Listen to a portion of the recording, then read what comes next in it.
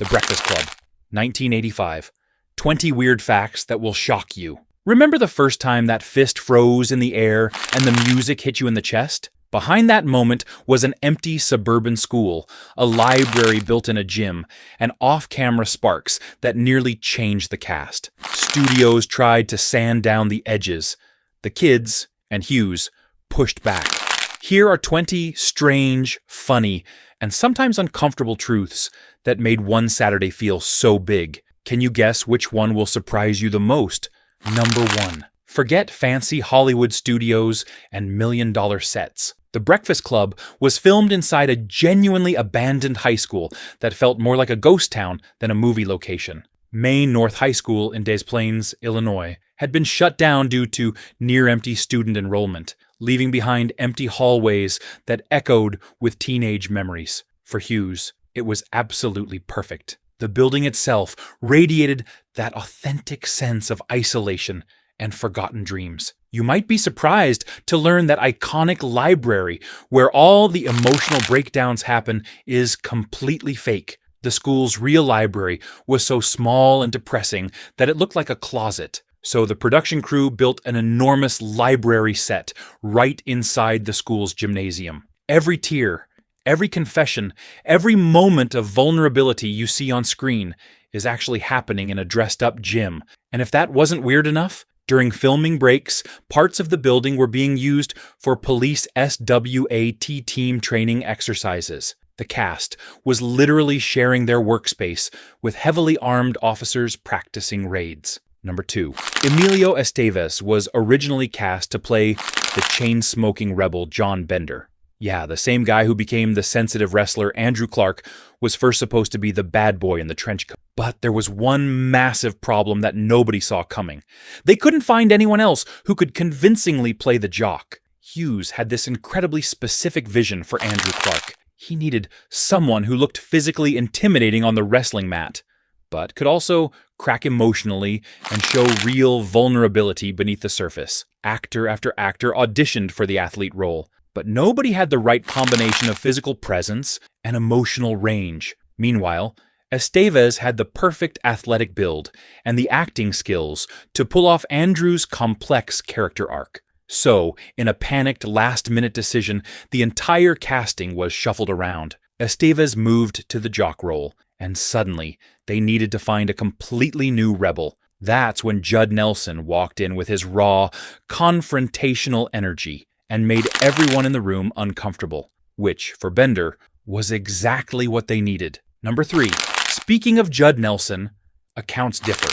But this guy reportedly took method acting to a level that nearly destroyed the entire production. Nelson didn't just play John Bender during filming hours. He became him 24/7, even when the camera stopped rolling. He would sneer at crew members, deliberately provoke his co-stars, and stay in that rebellious, antagonistic headspace constantly to keep the on-screen tension authentic. But his commitment to the character crossed a dangerous line when Molly Ringwald's real-life mother came to visit the set. Nelson, still fully in Bender mode, reportedly made such rude and inappropriate comments to her that she was genuinely shaken up. She marched straight to the studio executives and filed an official complaint about Nelson's behavior. John Hughes was absolutely livid. He was ready to fire Nelson immediately and replace him mid-production. Consequences be damned. The only thing that saved Nelson's career was the rest of the cast stepping up to defend him.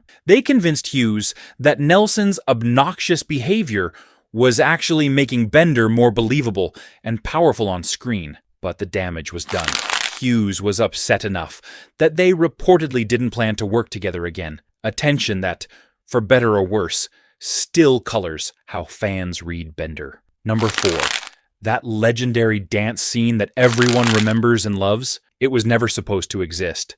Hughes had 0 dance sequences in his original script. The whole thing happened purely by accident during filming breaks, when he noticed the cast goofing around in the gym, blasting music, and dancing like complete lunatics when they thought nobody was watching. Hughes was fascinated by the raw, spontaneous energy he was seeing. It felt so genuine and captured something real about teenage freedom that you simply cannot script or manufacture. So he made a creative decision to ask them to recreate their silly, awkward dancing for the cameras. But not everyone was thrilled about this impromptu addition to the film.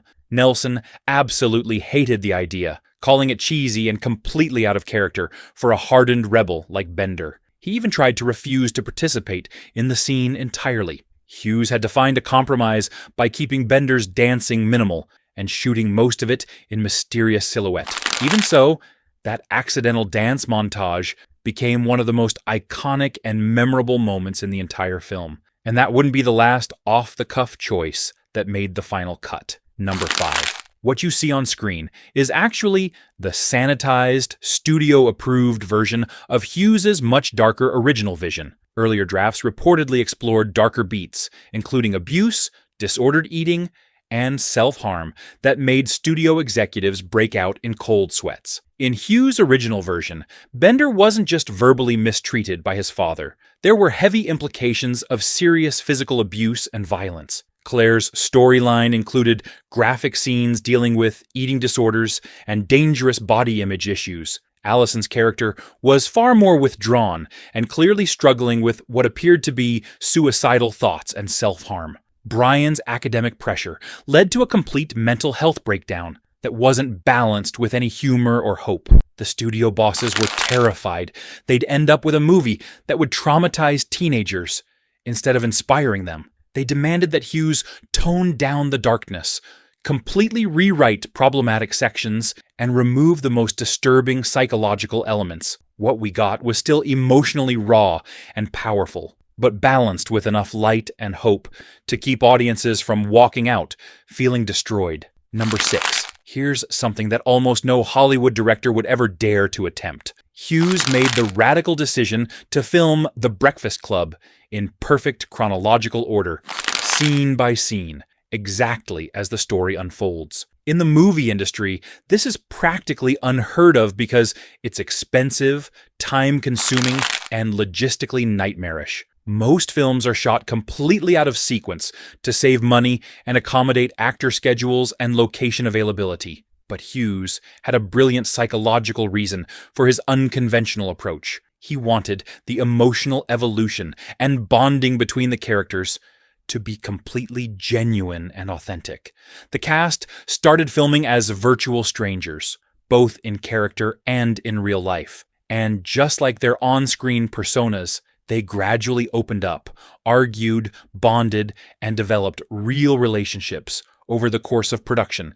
You can actually see this natural progression happening if you watch carefully. The awkward, defensive body language in early scenes slowly melts into genuine closeness and vulnerability by the end. This method also helped the actors stay emotionally connected and in sync with their character development without having to fake feelings. Number 7. You'll miss one of the most heartwarming hidden details in the entire film if you're not paying attention. Anthony Michael Hall didn't show up to The Breakfast Club alone. His real-life mother and sister actually appear in the movie, adding an authentic family dynamic that most viewers never even notice. Remember the opening scene when Brian gets dropped off at school and his mom is lecturing him about his grades and future from the front seat of the car? That's not a hired actress playing his mother. That's Hall's actual real-life mom, Mercedes Hall, giving him grief, just like any typical parent would. And sitting right next to her in the car, giving Brian that judgmental sideways look. That's his genuine little sister, Mary Christian. Hughes loved blurring the lines between fiction and reality wherever possible. He felt that using Hall's real family members would ground Brian's character and make his academic pressure feel more relatable and believable to audiences. The cameo is brief and easy to miss, but it adds this layer of authentic family dysfunction that makes Brian's story hit so much harder. Number 8. The emotional heart of The Breakfast Club, that raw confession scene where all 5 students sit in a circle and finally open up about their real problems, almost got the heart gutted out of it by nervous studio executives. The suits were convinced that watching teenagers sit around talking for nearly 10 uninterrupted minutes would be boring and kill the movie's momentum. In their minds, it wasn't cinematic enough, it was too slow, and audiences would lose interest and start checking their watches. They wanted Hughes to cut the entire sequence and replace it with more action or comedy. But Hughes fought back with everything he had. He believed that the real drama wasn't in detention pranks or hallway chases, but in watching these 5 stereotypes break down and reveal their humanity in real time. That moment of shared vulnerability was the entire emotional point of the film.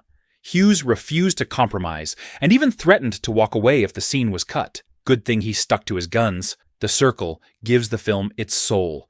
It's where the characters stop being one-dimensional archetypes and become real, complex human beings. Without it, The Breakfast Club would have been just another forgettable teen comedy. Studio nerves showed up elsewhere too, especially around ratings. Number 9. Most viewers assume the final letter is read by Brian, and they're right. The closing voice is Anthony Michael Hall, which gives that last message a gentler, ironic bite. The brain speaks for everyone, not the rebel. The myth that it's Bender's voice lingers because the camera lands on him, but the audio choice keeps the ending inclusive rather than defiant. This wasn't some random mistake or oversight. Hughes made this choice very deliberately because he felt it would change how we interpret that final message about seeing us as we want to be seen. Hearing Brian's voice, with its academic precision and underlying vulnerability, frames the letter as a thoughtful summary rather than a rebellious manifesto. Number 10. The title, The Breakfast Club, isn't something Hughes invented in a Hollywood brainstorming session. It came directly from real teenage slang that was being used in actual high schools. At New Trier High School in Illinois, just outside Chicago, students who got stuck with Saturday morning detention started sarcastically calling themselves the Breakfast Club. The nickname came from the cruel irony that they had to show up early on weekend mornings, often without eating, and sit through hours of punishment while the rest of the world was enjoying their freedom. It was part mockery, part solidarity among the detention kids. Hughes, who grew up in the Chicago suburbs, heard about this term through friends' kids who attended the school. He immediately fell in love with how it sounded. It was informal, ironic, and strangely profound all at the same time. It was the perfect title for a story about 5 teenagers stuck in a library, slowly discovering that they're so much more than the limiting labels that adults had slapped on them. Number 11. Molly Ringwald was John Hughes's golden girl and the undisputed queen of teen cinema in the 80s, and The Breakfast Club was specifically written with her in mind. But here's the fascinating twist that could have changed movie history. She absolutely did not want to play Claire, the popular princess character. Instead, she was desperate to play Allison, the dark, mysterious, eccentric outcast. Ringwald saw way more depth and complexity in Allison's character. She felt the role was more mysterious, emotionally layered, and had real psychological grit to explore. Claire, in her opinion, seemed too polished, privileged, and frankly boring compared to the basket case. She pushed Hughes hard to let her switch roles and take on the more challenging character. But Hughes had a crystal clear vision and refused to budge. He believed Ringwald's natural screen presence and polished appearance perfectly embodied Claire's refined exterior, and that casting her as the popular girl would make her eventual emotional breakdown feel more shocking and impactful. The role of Allison ended up going to Ali Sheedy instead. This casting disagreement created genuine tension on set, with Ringwald staying somewhat distant from the rest of the cast during filming, which ironically made Claire's social isolation feel even more authentic on screen. Number 12. The Breakfast Club walked a dangerous tightrope between honesty and controversy, and it nearly crashed and burned thanks to one scene that pushed the boundaries of what censors would tolerate in a teen movie. The moment in question was Bender's crude behavior when he crawls under the library table and sneaks a peek up Claire's skirt, complete with an off-color comment that was definitely not subtle. Ratings reviewers flagged the under-table moment as pushing limits for a teen film. Hughes staged and trimmed it just enough to pass review while keeping the point. Bender's bravado covers real discomfort with intimacy. The scene remains uncomfortable and cringe-worthy, which was exactly Hughes's intention. He wanted to show that Bender's rebellious attitude often masked deeper insecurities and inappropriate behavior that came from his own trauma and confusion about relationships.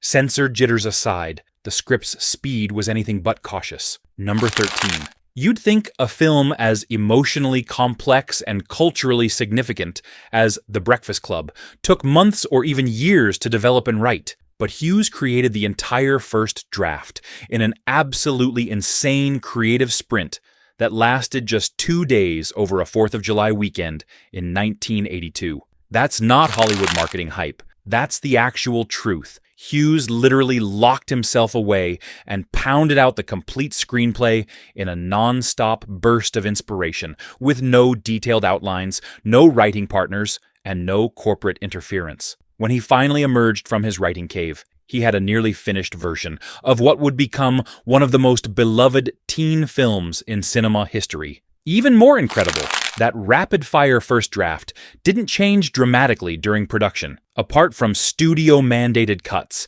and minor tonal adjustments, the script that Hughes cranked out in 48 hours was essentially what ended up on movie screens. It shows just how deeply Hughes understood teenage psychology and the high school experience. He didn't need months of research or endless rewrites because he had this intuitive grasp of what it felt like to be 17, misunderstood, and trapped in your own head. Number 14. Somewhere out there in the universe, a much longer, more intense version of The Breakfast Club exists, or at least it used to exist before it mysteriously vanished. Hughes was said to have shot 50-plus extra minutes, but no complete extended cut has surfaced publicly. Studio and archive reports over the years suggest additional reels are missing, so fans are left with fragments and memories. Hughes initially envisioned a much more epic, detailed film packed with deeper character development and additional scenes that explored the students' backstories and family lives in greater depth. Some reports suggest this lost footage included more scenes of Allison's troubled home life, extended sequences showing Bender's abuse situation, and even a romantic subplot between Claire and Brian that never made it past the editing room. It's one of the great lost treasures of 80s cinema, a deeper, darker, more intimate version of The Breakfast Club that could have been even more powerful than the film we know and love. And one improvisation that survived the edit became the symbol of the whole film. Number 15. The 5 main characters in The Breakfast Club might seem like exaggerated high school stereotypes at first glance, but Hughes didn't just randomly pull these archetypes out of thin air. He built each character around legitimate psychological theory, specifically Carl Jung's groundbreaking work on personality archetypes that shape human behavior. Jung believed that every person contains universal archetypes that influence how we react, relate to others, and navigate the world around us. Hughes cleverly used this psychological framework to create characters who each represented a different aspect of the teenage experience and human psychology. Brian, the brain, embodies the intellectual archetype and the crushing pressure to perform academically. Claire, the princess, represents the persona, the carefully constructed mask we wear to fit in and be accepted. Bender channels the shadow archetype, the dark, repressed, rebellious side that society tries to suppress. Allison, the basket case, reflects the misunderstood outcast, or the mystical figure who sees things differently. And Andrew, the athlete, embodies the classic hero archetype, strong and competitive, but trapped by impossible expectations. This psychological foundation is why these characters still resonate so powerfully with audiences decades later. They're not just high school kids, they're universal representations of parts of ourselves and the different roles we play in life. Number 16. To maintain the emotional authenticity and keep the character dynamics feeling real, Hughes encouraged the entire cast to stay in character, even during lunch breaks and downtime between scenes. The actors took this direction seriously and actually ate their meals as their Breakfast Club personas instead of relaxing and being themselves. Claire would delicately eat sushi and expensive food that matched her privileged background. Andrew would devour protein-packed athletic meals that a wrestler would consume. Brian would nervously pick at his food while obsessing about grades and academic performance. Allison would create bizarre food combinations, mixing sweet cereal with sandwich ingredients in chaotic piles, just like in the movie. And Bender would usually brood alone somewhere, maintaining his antisocial rebel attitude. What started as a quirky acting exercise quickly turned into something much more intense and psychologically complex. These in-character meals led to real arguments, genuine emotional tension, and actual personality clashes that mirrored what was happening on screen. Ringwald and Nelson reportedly had the most friction, with Nelson fully embracing his provocateur role and deliberately pushing buttons every chance he got. But this off-camera tension actually enhanced their performances, giving their emotional scenes a raw, lived-in authenticity that you simply cannot fake. Number 17. The Breakfast Club was made on about $1 million, pocket change, even in the 1980s. Hughes had one abandoned building, 5 young actors, and dialogue-driven drama, with costumes pulled from actors' wardrobes and borrowed lighting equipment. This financial limitation forced focus on character development over spectacle. On roughly a $1 million budget, the film grossed over $50 million, an outsized hit for its scale. Number 18. It's absolutely impossible to hear "Don't You Forget About Me" without immediately thinking of The Breakfast Club and that iconic final scene. But here's the ironic twist that almost prevented this perfect musical marriage from ever happening. Keith Forsey shopped "Don't You Forget About Me" to bigger names first. Passes followed. Simple Minds weren't keen on cutting someone else's song, then recorded it quickly, almost begrudgingly. The film exploded, and so did the single. Sometimes the anthem finds the movie, and the band after the fact. The track they almost passed on became the most famous and career-defining song of their entire career, forever linking them to one of the most beloved movies of the 80s. Music almost fell through, and the follow-up nearly did too. Number 19. After the massive box office success and cultural impact of The Breakfast Club, Universal Studios was absolutely salivating at the prospect of cashing in on a sequel that could bring in even more money. Hughes reportedly explored a 10 years later idea. Enthusiasm across the cast varied, and the concept faded. Nelson had lingering tensions from his conflicts with Hughes during the original production. Ringwald wasn't interested either, feeling that the original story was complete and perfect as it was. And even Anthony Michael Hall hesitated because he worried that a follow-up would feel forced and inauthentic. Enthusiasm never aligned, and the idea faded. Hughes later suggested a sequel might have felt phony. The not knowing became part of the magic. Number 20. That unforgettable final moment when John Bender walks across the football field and triumphantly raises his fist to the sky while "Don't You Forget About Me" blasts over the soundtrack is one of the most iconic endings in movie history. On a late take, Nelson reportedly threw up the fist, half defiance, half relief. In the edit bay, Hughes froze it and let the song carry the moment. One unscripted beat became the poster in everyone's head. What makes it so emotionally powerful is how understated and authentic it feels. No dramatic speech, no swelling orchestra, just a kid who finally felt understood, walking away from a place that had tried to define and limit him. That improvised gesture captured everything about Bender's journey, without needing a single word of dialogue. And there you have it.